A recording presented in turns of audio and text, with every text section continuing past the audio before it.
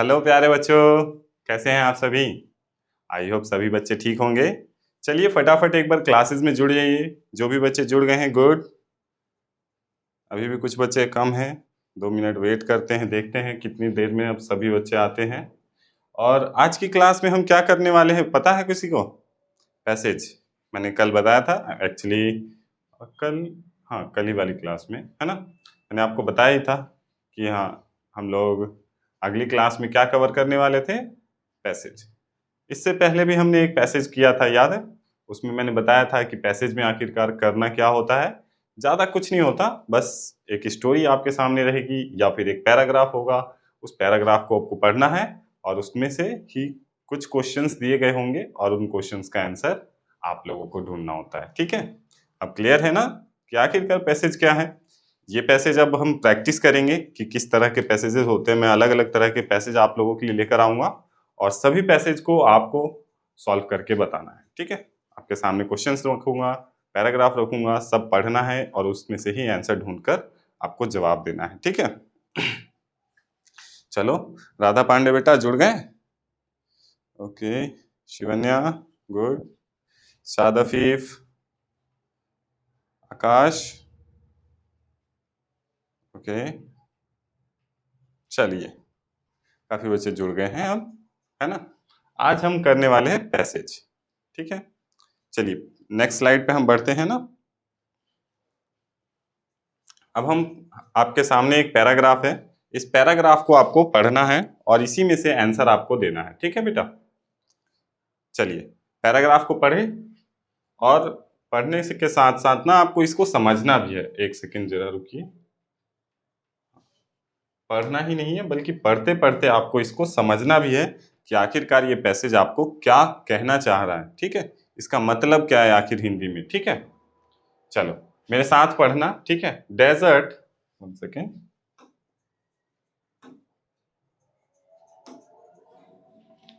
Desert is a place where there is a sand all around it. इसका मतलब क्या है कि डेजर्ट एक ऐसी जगह है बच्चों जहां पे उसके आसपास पूरा एरिया किससे कवर अप होता है? सैंड यानी कि रेत से। ठीक है, sand allow all around it. ठीक है, it is a hot and dry place. और ये कैसी जगह होती है? गर्म और ठंडी जगह। गर्म और ठंडी नहीं बेटा, गर्म और सूखी जगह। ठीक है, हॉट एंड ड्राई। एक्चुअली मैंने गलत बोल दिया, थोड़ा सा हो जाता है। चलिए बाकी इधर देखिए, हॉट एंड ड्राई प्लेस। ठीक है, क्लियर? कैसी जगह होती है? गर्म और सूखी। There is a very little rain in a desert. और डेजर्ट में बहुत ही कम बारिश होती है। आपने देखा होगा काफी सारे पिक्चर्स में चारों तरफ रेत ही रेत भरे होते हैं और वहां पे बरसात की संभावना भी बिल्कुल जीरो के बराबर होती है बेटा। कभी कभी बहुत कम बरसात होती है वहां पे, इसी वजह से वहां पे कभी पेड़ पौधे उग भी नहीं पाते, है ना। चलो आगे थोड़ा और बढ़ते हैं। So very few trees grown there. और इसी वजह से अगर वहां बारिश ही नहीं हो रही तो इसी कारण से क्या होता है, वहां पे कोई भी पेड़ जल्दी बड़ा नहीं हो पाता है। आप आम का पेड़ लगाओगे वहां बड़ा ही नहीं होगा, पपीते का पेड़ लगाओ, केले का पेड़ लगाओ, कोई सा भी पेड़ आप लगाओ वहां पे वो जल्दी बड़े नहीं होंगे। लेकिन कुछ ऐसे पेड़ हैं जो रेत में भी सरवाइव कर जाते हैं, डेजर्ट में भी सरवाइव करके वो बड़े हो जाते हैं।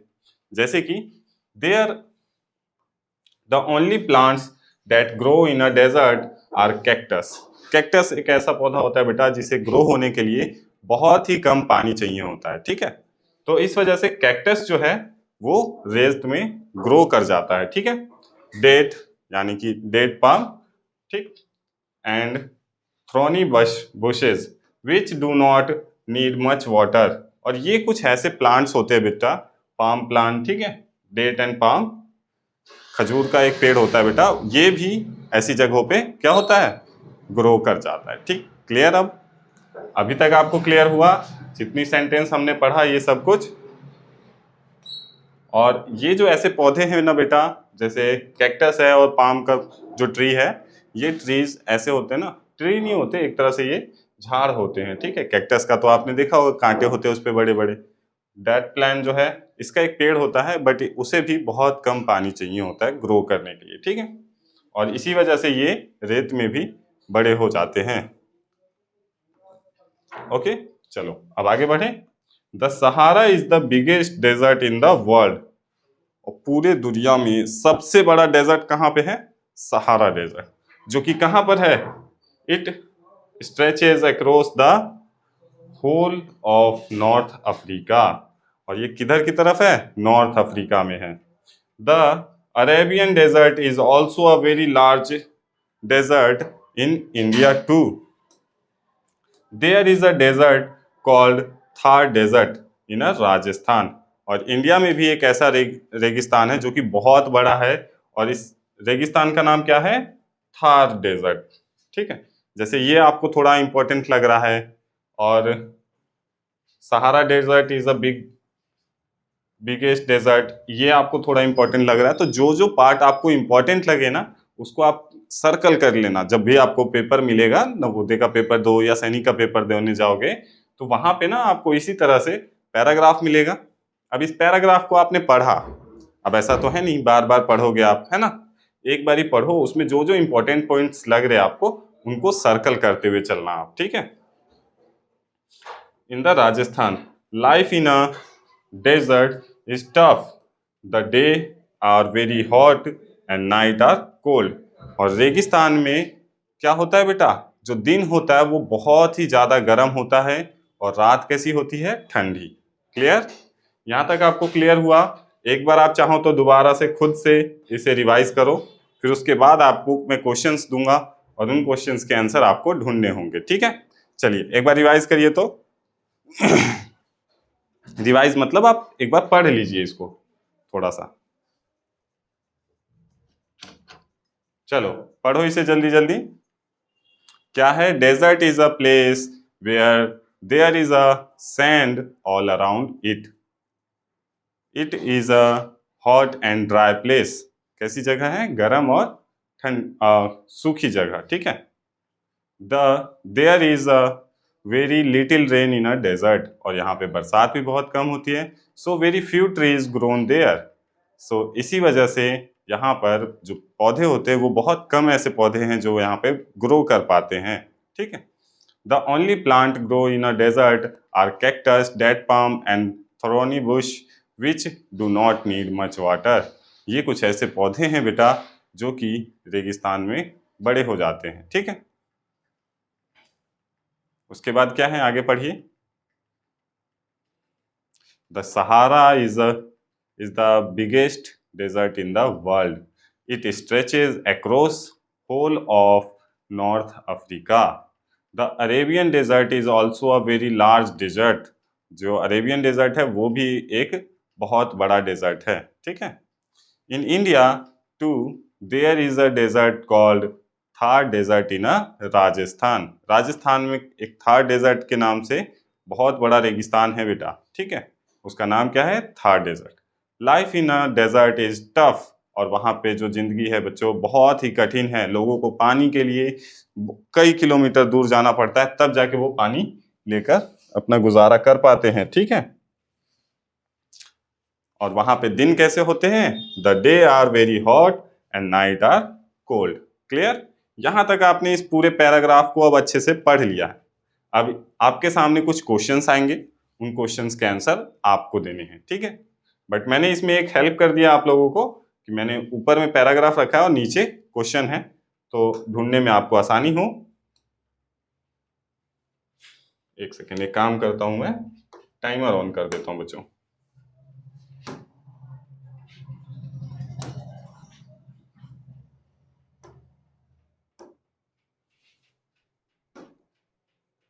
हम्म,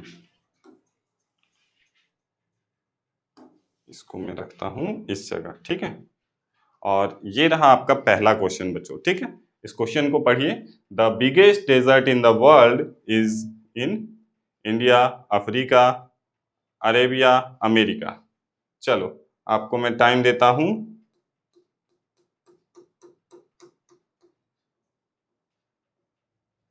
40 सेकेंड्स इज इनफ। लीजिए आपका टाइमर स्टार्ट हो गया है। फटाफट इसका आंसर बताइए बच्चों।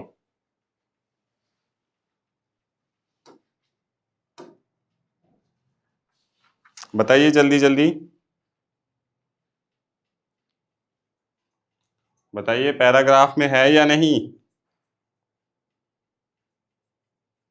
पैराग्राफ में दिया हुआ इसका आंसर पढ़िए जरा। आपको आंसर मिला इसका? जल्दी बताओ बच्चों।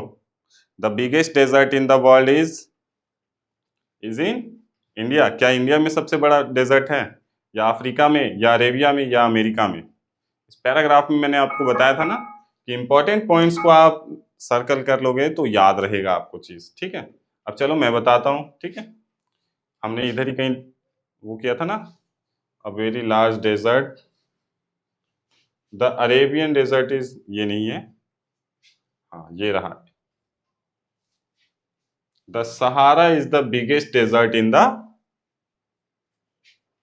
वर्ल्ड। सहारा डेजर्ट जो है बेटा वो पूरे वर्ल्ड में सबसे बड़ा डेजर्ट है। It stretches across the whole North Africa. तो अफ्रीका कहाँ वर्ड यूज हो रहा है? यहाँ पे। तो इसका राइट आंसर जो है वो क्या है? ऑप्शन बी, क्योंकि नॉर्थ अफ्रीका में जो ये है सहारा डेजर्ट जो है वो कहाँ पे है? नॉर्थ अफ्रीका में। क्लियर? अब आपको समझ आया कि इसका राइट आंसर क्या है? Option B. क्लियर है? आपको कुछ नहीं करना है बेटा, सिर्फ पैराग्राफ को पढ़ना है, समझना है और इसमें से आपको आंसर बताना है। क्लियर? अभी मैंने बताया था ना कि नॉर्थ अफ्रीका में जो है सहारा डेजर्ट, ये सबसे बड़ा डेजर्ट है। ठीक है, अब क्लियर? चलो अब हम नेक्स्ट क्वेश्चन की ओर चलते हैं ना। अब इसका आंसर भी आपको देना है पैराग्राफ में। इसको आप मार्क कर सकते हो। The world across is in an verb, adverb, adjective और प्रीपोजिशन। अब आपको इसमें ये बताना है, मैंने आपको बताया था ना कि हर एक पैराग्राफ में 4 क्वेश्चन आपको पैराग्राफ में मिल जाएंगे, लेकिन एक क्वेश्चन ऐसा होता है जो कि ग्रामर से लिया गया होता है बेटा। ठीक है, क्लियर है ना? ग्रामर आप लोगों ने पढ़ा था ना, मैंने आपको बताया था कि हाँ एडवर्ब क्या होता है, वर्ब क्या होता है, नाउन क्या होता है, ये सारा चीज़ मैंने आपको पढ़ाया हुआ है। मैंने नहीं पढ़ाया था एक्चुअली, सर ने आपको पढ़ाया था, अंकित सर ने। ठीक है, द वर्ड अक्रॉस, जो ये अक्रॉस वर्ड है बेटा, ये क्या है? इज एन, क्या वो वर्ब है, एडवर्ब है, एडजेक्टिव है, प्रीपोजिशन है? बताओ। अक्रॉस। चलिए आपका टाइमर मैं शुरू कर देता हूं। ठीक है, 40 सेकेंड्स का टाइम है आपके पास, फटाफट इसका कमेंट करिए, जल्दी बताओ बच्चों।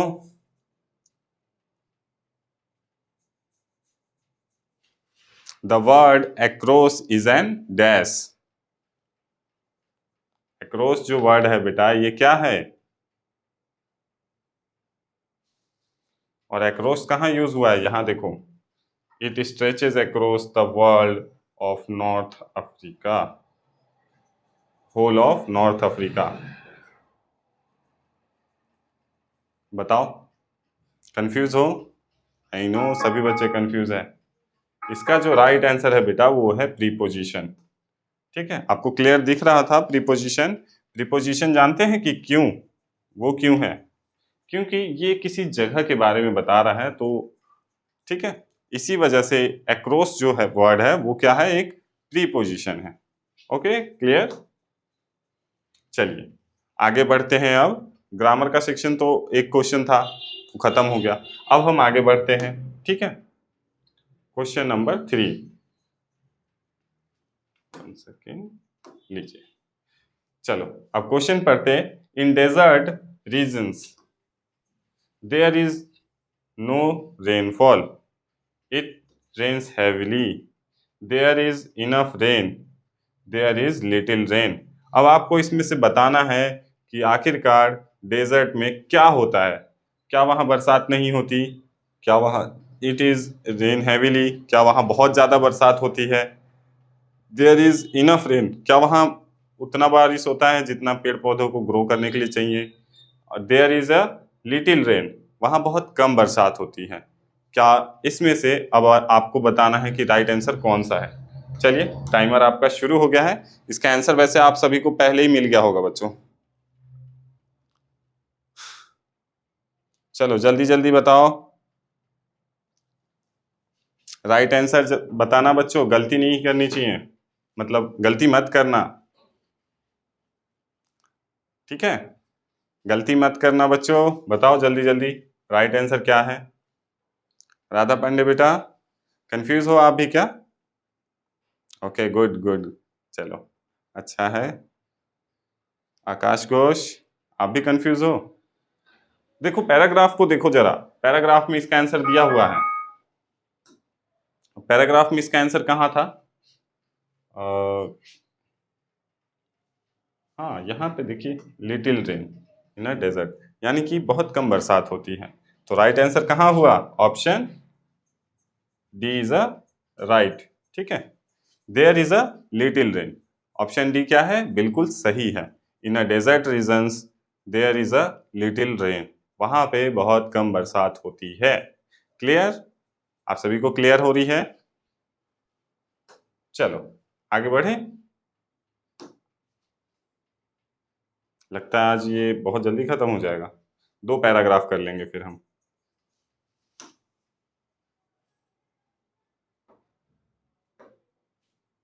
चलो, the antonyms antonym of the word hot, cold, warm और प्लेजेंट और डिफिकल्ट।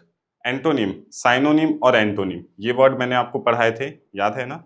साइनोनिम क्या होता है? समानार्थी शब्द, मतलब एक जैसा हो, उसका जो अर्थ हो वो सेम हो। जैसे आपके पापा, डैड, फादर, ये दोनों वर्ड क्या है? समानार्थी शब्द, यानी कि साइनोनिम वर्ड। और एंटोनिम क्या होता है?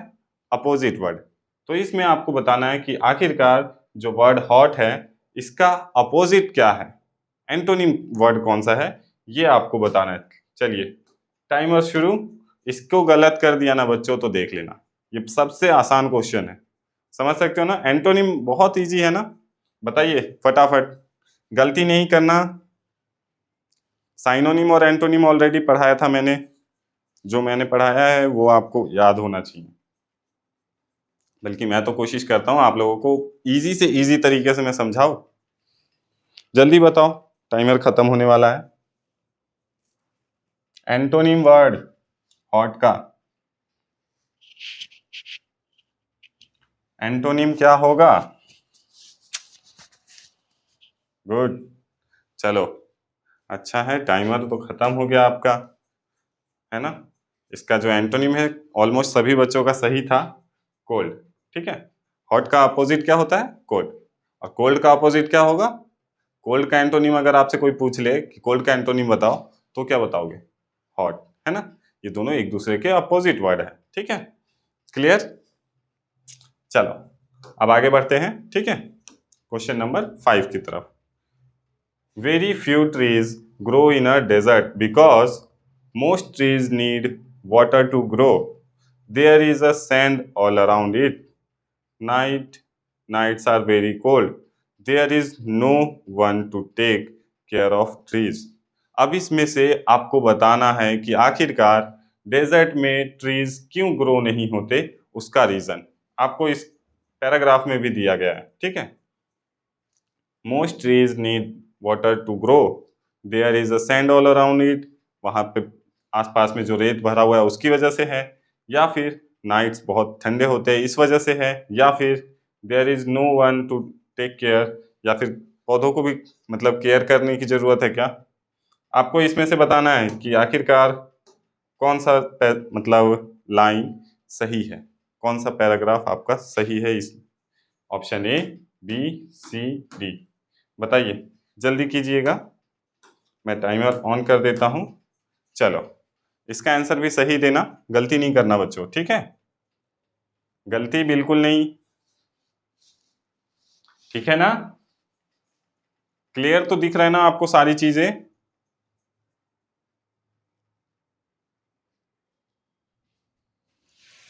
बताइए बच्चों, what is the right answer?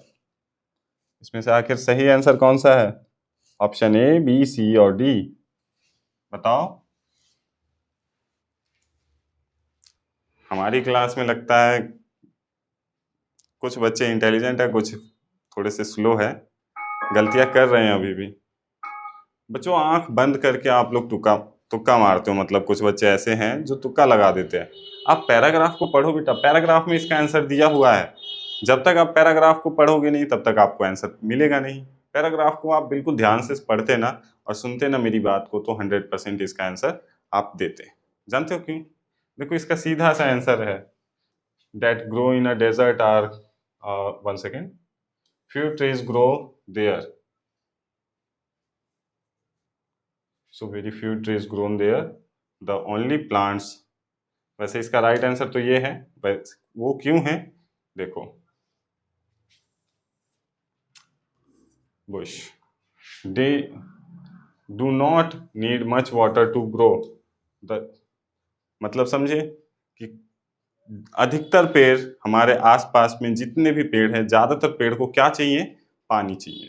ठीक है, most trees need water to grow, मतलब ज्यादातर पेड़ ऐसे हैं जिनको पानी चाहिए क्या होने के लिए? ग्रो होने के लिए, यानी कि बड़े होने के लिए। लेकिन इसी में से कुछ ऐसे पौधे हैं जो ऐसे dart plant and thorny Bush, ये कुछ ऐसे प्लांट्स है बेटा जो कि क्या होते हैं, मतलब रेगिस्तान में भी ग्रो कर जाते हैं, मतलब कम पानी मिले तो भी वो ग्रो कर जाते। तो इसका क्या है, वहां पे ज्यादातर पेड़ पौधे बड़े ना होने का रीजन क्या है? क्योंकि ज्यादातर पेड़ पौधे क्या है, उनको पानी चाहिए ग्रो होने के लिए, ठीक है, जो कि उन्हें मिलता नहीं है, इसीलिए वहां पे ग्रो नहीं होते। तो राइट आंसर क्या है? Option A. क्लियर? क्लियर है बच्चों? ये पैराग्राफ आपको समझ में आया? अब हम लोग ना, अब इसके बाद एक और पैराग्राफ करते हैं, है ना, क्योंकि टाइम अभी बचा हुआ है, काफी टाइम है, तो 2 पैराग्राफ आज कर लेते हैं हम लोग। लास्ट क्लास में सिर्फ एक ही किया था हमने, बट अब हम कोशिश करेंगे 2-2 पैराग्राफ डेली करेंगे, ठीक है। इससे आपका ग्रामर भी थोड़ा कवर अप हो जाएगा, साथ ही साथ पैराग्राफ भी आप समझ जाओगे अच्छे से, और ज्यादा से ज्यादा पैराग्राफ मैं आपको कवर अप कराऊंगा, ठीक है। चलिए बढ़ते हैं अपने नेक्स्ट पैराग्राफ की तरफ। पैसेज 3, अब तीसरा पैसेज हम कवर अप करने जा रहे हैं। इसमें हम लोग अपने इंडिया के बारे में बात करेंगे, ठीक है, नेशनल फ्लैग के बारे में, इसीलिए पहले पेज पे यहाँ पे फ्लैग बना हुआ है, ठीक है। चलो अब हम अपने पैराग्राफ को सबसे पहले पढ़ेंगे। पैराग्राफ थोड़ा बड़ा है तो इसको पढ़ना शुरू करेंगे। अब एक सेकेंड।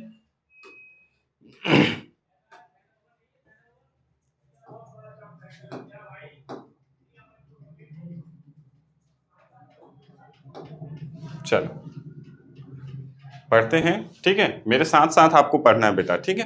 क्लियर? सब मेरे साथ साथ बोलना भी आप, ठीक है। काफी बच्चे सिर्फ देखते हैं और शांत बैठे रहते हैं, शांत नहीं बैठना होता है आपको, साथ ही साथ आपको बोलना भी होता है, ठीक है। मेरे साथ साथ आप भी बोलना, ताकि आपके पेरेंट्स को भी पता चले कि हाँ आप पढ़ रहे हो, ठीक है।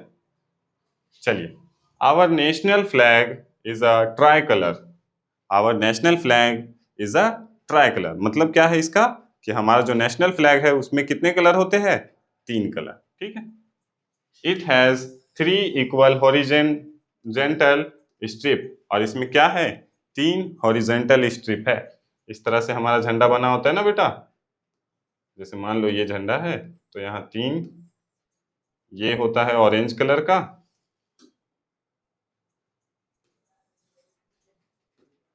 ये हमारा हो जाता है ऑरेंज,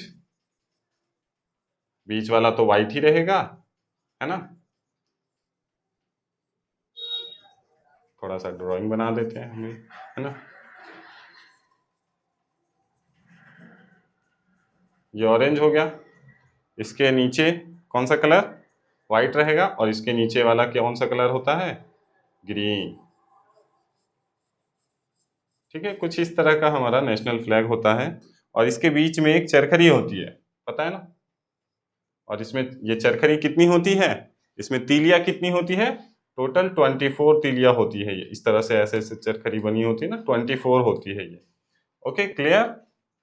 क्लियर है बच्चों? चलो अभी पैराग्राफ भी हम पढ़ेंगे ना, तो इसमें आपको मिल जाएगा। चलो, the strip at the top is a saffron. जो ऊपर जो कलर होता है ना बेटा, इसको ऑरेंज नहीं बोलते, ठीक है। काफी बार आप बोलते हो कि ऑरेंज कलर होता है सर, लेकिन ऑरेंज और सैफरोन में ना थोड़ा सा कलर का फर्क होता है, जो कि हम नॉर्मली वैसे पढ़ते नहीं है, लेकिन जब आप पेंटर बनोगे ना, बड़े होके कुछ बच्चे पेंटर भी बनेंगे, ठीक है, तो उन्हें पता होता है कलर्स में बहुत सारे नाम होते हैं बेटा। आपने कई कलर देखोगे, आप पिंक में भी ढूंढोगे ना, पिंक में 10 पिंक मिलेंगे आपको, 10 क्या उससे ज्यादा पिंक कलर मिलेंगे। मतलब कुछ थोड़े लाइट पिंक होंगे, डार्क पिंक होंगे, उसी में अलग अलग कलर होते हैं। तो ऑरेंज में भी ना अलग अलग कलर्स होते हैं, तो उनमें से ही एक कलर का नाम है सैफरोन, जिस कलर का हमारा तिरंगा होता है। क्लियर? टॉप में क्या होता है? At the top is a saffron, जैसा कि यहाँ आपको दिख रहा है ऑरेंज, आप ऑरेंज ही मानो, लेकिन वर्ड को याद रखना, सैफरोन कलर होता है। ठीक है? In the middle is a white, और बीच में कौन सा कलर है बताओ?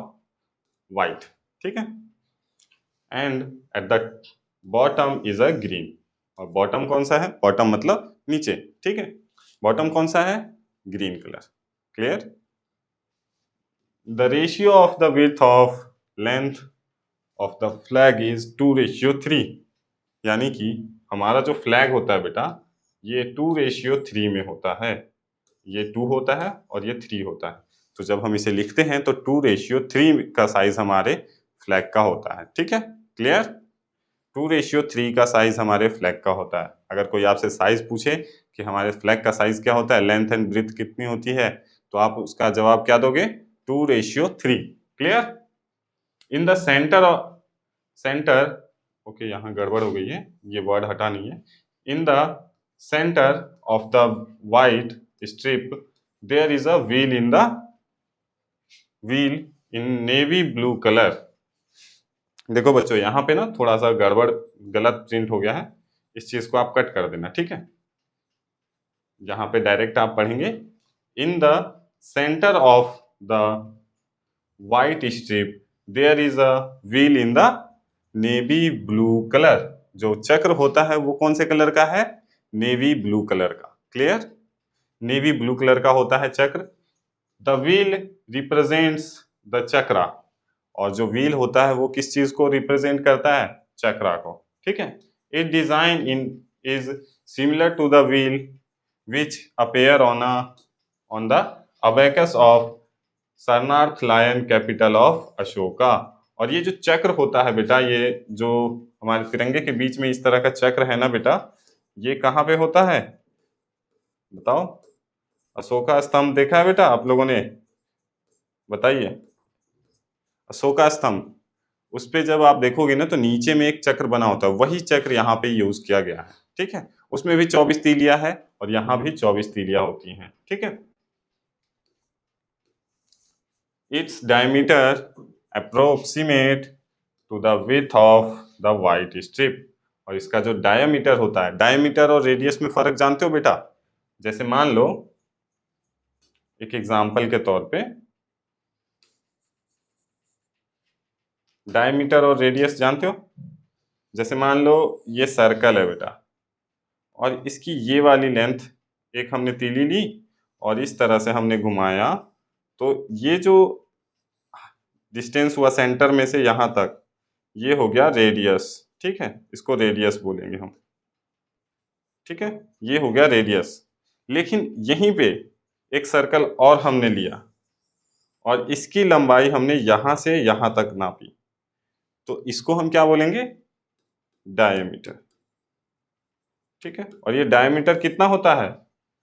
इस वाइट चक्र जो वाइट लाइन जो होती है ना, इसका लेंथ जो होता है, ठीक है, उतना ही लेंथ उस चक्र का होता है। मतलब ये जो व्हाइट लाइन होती है ना, इससे पूरी टच होती है ये चक्र। ठीक है? बीच में कोई गैप नहीं देना होता। ठीक? क्लियर है? बताइए। चलो अब आगे बढ़े। 1 सेकेंड, थोड़ा गड़बड़ कर दिया मैंने। हाँ, चलो कोई नहीं। हम कहाँ तक थे? Sarnath lion of Ashoka, its diameter approximate to the width of white strip. The wheel has 24 spokes, और व्हील में कितने स्पोक्स होते हैं? 24। Clear? It was adopted by a constituent assembly on 22 July 1947। और इसे हमने कब अडॉप्ट किया था? हमारी कॉन्स्टिट्यूट असेंबली ने कब अडॉप्ट किया था बताइए? 22 July 1947। Clear? We love our national flag, और हम सभी अपने नेशनल फ्लैग को क्या करते हैं? बहुत ही ज्यादा प्यार करते हैं। वी रिस्पेक्ट इट, और हम इसकी बहुत ज्यादा इज्जत करते हैं। We are ready to sacrifice our life to protect its honour it represent the nation. और ये हमें ये जो तिरंगा होता है बेटा, हमारा नेशनल फ्लैग जो है वो हमें इंटरनेशनल स्तर पर हमें रिप्रेजेंट करता है। कैसे? हमारे तिरंगे की वजह से ही हमें पहचाना जाता है। ठीक है बेटा। So it is a symbol of national honour. और ये हमारे लिए बहुत ही बड़ी गर्व की बात है कि हमारा जो नेशनल फ्लैग है वो इंटरनेशनल स्तर पर लोगों के बीच में उपलब्ध है। ठीक है, इस चीज़ को आप समझिए। और चलिए अब हम थोड़ा सा इसके कुछ क्वेश्चंस आपको देंगे और इसके आंसर आपको देने होंगे। ठीक है बच्चों, पैराग्राफ आपके सामने रहेगा, पैराग्राफ नहीं हटा रहा मैं। ठीक है, हर पैराग्राफ मतलब हर क्वेश्चन में आपके सामने पैराग्राफ रहेगा। चलो पहले मैं क्वेश्चन पढ़ता हूं, इसका आंसर आपको देना है। ठीक है। In our national flag the wheel is located in the centre of dash. Centre of, यहाँ पे मान लीजिए डैश है। अब यहाँ आपको बताना है कि आखिरकार मुझे क्या लिखना चाहिए। Saffron strip, white strip, green strip, blue strip. अब आप बताओ इसमें से कौन से स्ट्रिप के बीच में आखिरकार जो चक्र है, जो फ्लैग का व्हील है, वो कहाँ पे लोकेटेड होता है। आपका टाइमर शुरू होता है अब। चलिए फटाफट इसका आंसर दीजिए बच्चों। ऑप्शन ए, बी, सी और डी, पहचानिए कौन सा सही है। In our national flag the wheel is located in the centre of dash. Saffron strip, white strip, green strip, blue strip. Good, कुछ बच्चे सही आंसर देने लग गए हैं अब। ये सारा तो आपको पहले भी पढ़ा रखा होगा सर ने, जीके में पढ़ा था आप लोगों ने, ये सब पढ़ा ही होगा है ना।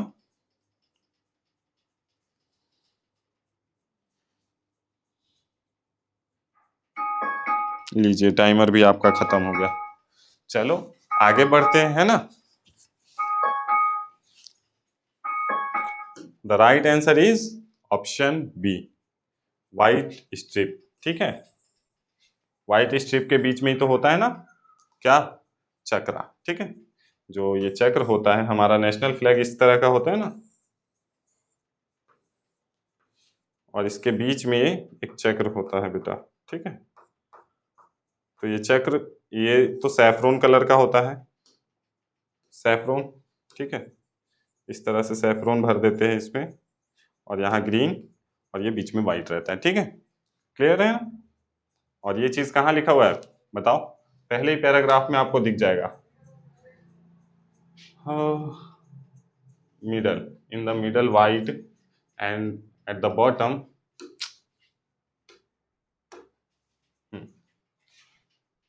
in the center of the white strip there is a wheel in the navy blue color। ठीक है, क्लियर, आपको मिल गया इसका आंसर। कहाँ पे है, व्हाइट स्ट्रिप में है ना, व्हील है। कहाँ पे था, यहाँ क्या पूछा गया कि व्हील कहाँ पर है। और ये तो कॉमन सी बात है, ये पैराग्राफ आप नहीं भी पढ़ते तो भी आपको पता होना चाहिए कि हमारे फ्लैग में व्हील कहाँ पे होता है। चलिए, in our national flag which of the strip is at the bottom in our national flag. अब आपको ये बताना है हमारा जो नेशनल फ्लैग है बेटा, उसमें सबसे नीचे जो कलर होता है वो कौन सा कलर होता है, बॉटम में। ठीक है, टॉप में कौन सा कलर होता है, मिडल में कौन सा कलर होता है, और बॉटम में कौन सा कलर होता है, ये तो अभी मैंने थोड़ी देर पहले आपको बताया है। चलो इसका आंसर आप दो, आपका टाइमर स्टार्ट। चलिए फटाफट कीजिए बच्चों, बताइए ऑप्शन ए, बी, सी और डी, ब्लू, सैफरोन, व्हाइट और ग्रीन, बताइए जल्दी करिए।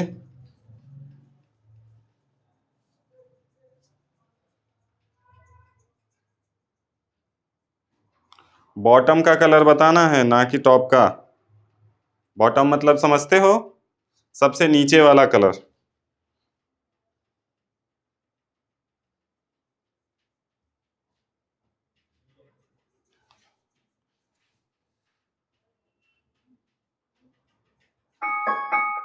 लीजिए टाइमर आपका फिनिश हो गया। चलो राइट आंसर क्या है, ऑप्शन डी। क्यों, डी फॉर दिल्ली, डी, कहीं आप बी सुन रहे हो। डी इसका बिल्कुल सही आंसर है बच्चों। क्यों? ग्रीन कलर जो होता है हमारा तिरंगे में ना, सबसे नीचे ग्रीन कलर होता है। ठीक है, चलिए आगे बढ़ते हैं। Question number 3, why do we love our national flag? Because it is a tricolour. क्या वो 3 कलर का है, इस वजह से हम उससे प्यार करते हैं? Because is it has 3 strip, क्या उसके पास 3 स्ट्रिप्स है, इस वजह से हम उससे प्यार करते हैं? या फिर because it has wheel in the centre, या फिर उसके बीच में जो व्हील है उसकी वजह से हम उससे प्यार करते हैं? या फिर because it is a symbol of national honour, और ये हमारा नेशनल सिंबल है, इस वजह से हम इसे प्यार करते हैं? क्या ये इसका सही आंसर है? बताइए, अब आपके ऊपर है, क्या आप इसका सही आंसर निकाल कर देते हैं? ठीक है, आपके लिए टाइमर को मैंने शुरू कर दिया। चलिए फटाफट इसका आंसर दीजिए, ऑप्शन ए, बी और सी और डी में। बताइए बच्चों, जल्दी कीजिएगा। राधा पांडे गुड, जल्दी करो बच्चों। शिवन्या बेटा गुड, लवी बेटा गुड। चलिए, कुछ बच्चे ऐसे हैं जो बहुत ही आसानी से आंसर दे रहे हैं और इनका सिलेक्शन 100% है बच्चों। आप लोग बेफिक्र रहना, आप इस तरीके से अगर आंसर देते रहोगे ना, 100% गारंटी आप सभी सिलेक्ट हो जाओगे। चलो, टाइमर तो आपका खत्म हो गया। और देखो बेटा, सिंपल सी बात है, अगर हम अपने नेशनल फ्लैग से प्यार कर रहे हैं तो उसका रीजन क्या है, ये पूछा है आपसे। तो बिकॉज इट्स ट्राई कलर, ये तो बिल्कुल ही गलत है बेटा, गलत। ये भी गलत है। बिकॉज इट हैज 3 स्ट्रिप, ये भी गलत है ना? ये भी गलत है। Because it has a wheel at the centre, wheel की वजह से तो हम प्यार करते नहीं है, लेकिन ये हमारा नेशनल सिंबल है बेटा, इस वजह से हम इससे प्यार करते हैं। और ये हमारे लिए बहुत ही गर्व की बात है कि हमारा जो नेशनल फ्लैग है वो इंटरनेशनल लेवल पर पहचाना जाता है। ठीक है, तो हमारे लिए बहुत ही ऑनर की बात है। ठीक है बेटा, क्लियर है? चलो अब आगे बढ़ते हैं। क्वेश्चन नंबर 4 आ गया आपके सामने। अब क्वेश्चन नंबर 4 पढ़िए मेरे साथ। Our national flag was approved by dash, president, Lok Sabha, parliament, constituent assembly. बताइए, इसका आंसर तो आपको मिल ही गया होगा, फिर भी आपके सामने टाइम है, एक बार सोचिए और इसका सही आंसर दीजिएगा बेटा। हमारा जो नेशनल फ्लैग है उसे किसने अप्रूव किया था?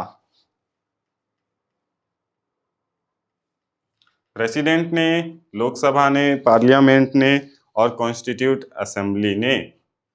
बताओ, किसने अप्रूव किया था नेशनल फ्लैग? ये रहेगा हमारा।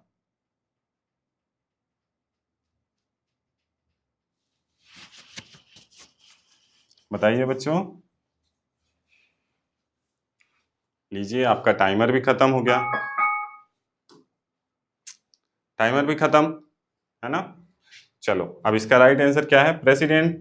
इसमें पूरे पैराग्राफ में हमने कहीं प्रेसिडेंट की बात नहीं की थी, लेकिन यहाँ पे कॉन्स्टिट्यूट असेंबली का हमने बात किया था ना। कॉन्स्टिट्यूट असेंबली ऑन 22 जुलाई 1947 को इसको हमने अडॉप्ट किया था, अप्रूव किया था। ठीक है, तो इसका राइट आंसर कौन सा होगा? Option D. क्लियर है? समझ आया बच्चों? एक बार आप पैराग्राफ ध्यान से पढ़ते ना तो आपको डायरेक्ट आंसर मिल जाता।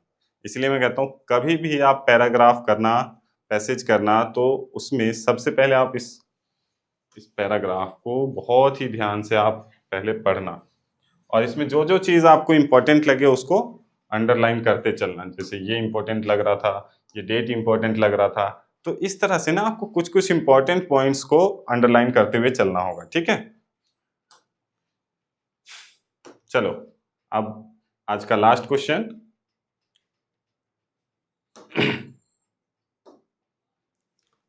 The diameter approximates to the width of white strip. Here the word approximate means, approximate का मतलब क्या होता है ये बताना है आपको। approximate का मतलब पता है आपको? चलो मैं पहले ऑप्शन देता हूँ फिर बताऊंगा आपको। is more or less equal, is exactly equal, is not equal, is related। बताइए, इसमें से सही आंसर कौन सा है? ये आपको बताना है ऑप्शन ए, बी, सी और डी में से, ठीक है। इसके बाद मैं आपको इसका आंसर बताऊंगा। बताओ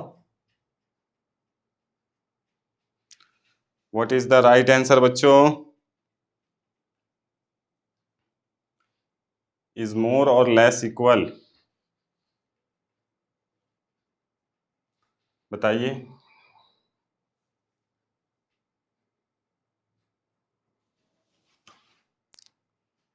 अप्रोक्सीमेट का मतलब नहीं पता बच्चों आप लोगों को?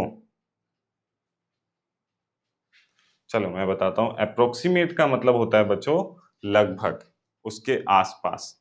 जैसे मान लो मैंने यहाँ लिख दिया 2.9, तो ये क्या हो गया? अप्रोक्सीमेट 3। जानते हो क्यों? क्योंकि ये लगभग इसके आसपास है। या फिर मान लो यहाँ मैंने 2.1 लिखा, तो इसको मैं क्या लिखूंगा? अप्रोक्सीमेट 2। जानते हैं क्यों? ये एक ही पॉइंट तो ज्यादा है, लेकिन अगर 5 से ज्यादा होता ना, 6 होता, तो हम अप्रोक्सीमेट 3 लिख देते। ठीक है, मैथ्स में आपने पढ़ा होगा। ठीक है बच्चों, तो अप्रोक्सीमेट का मतलब होता है इज मोर और लेस इक्वल। ठीक है, लगभग उसके आसपास। जैसे मान लो मैंने बात की कि बच्चों लगभग 40 से 50 के बीच में हमारे क्लास में बच्चे हैं, या 100 के आसपास बच्चे हैं, 70 के आसपास बच्चे हैं, इस तरह के वर्ड जब हम यूज करते हैं ना, लगभग उसके आसपास, तो हम वहां पे क्या, कौन सा वर्ड यूज करते हैं इंग्लिश में? अप्रोक्सीमेट। क्लियर? अब आपको क्लियर हो गया अप्रोक्सीमेट का मतलब? तो राइट आंसर क्या है? Option A. क्लियर है बच्चों? बताइए। अगर सभी को क्लियर है तो यस लिखिए।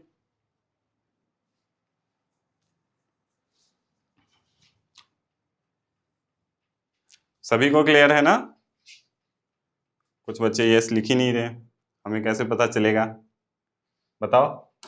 चलो कोई नहीं, आज हमने 2 पैसेज किए। ठीक है, जल्दी जल्दी में दोनों पैसेज हमने खत्म कर लिया। अच्छा हुआ कि हमने कवर अप तो कर लिए हैं 2 पैसेज। ठीक है, चलो बाकी इसके आंसर ये रहे, ये तो आपके काम के नहीं है। अगले पैसेज में हम लोग अर्थ के बारे में पढ़ने वाले हैं। ठीक है, अगली क्लास में हम लोग फिर से एक नया पैसेज कवर अप करेंगे बच्चों। ठीक है, बाकी आज की क्लास को यहीं तक रखते हैं। ठीक है, बाकी मिलेंगे हम लोग दोबारा से अगली क्लास में बच्चों। ठीक है, आज का पैसेज अच्छा लगा ना? समझ में आया सारा चीज? ये बताओ, सारी चीजें जितनी भी चीज मैंने आपको बताई समझ में आया?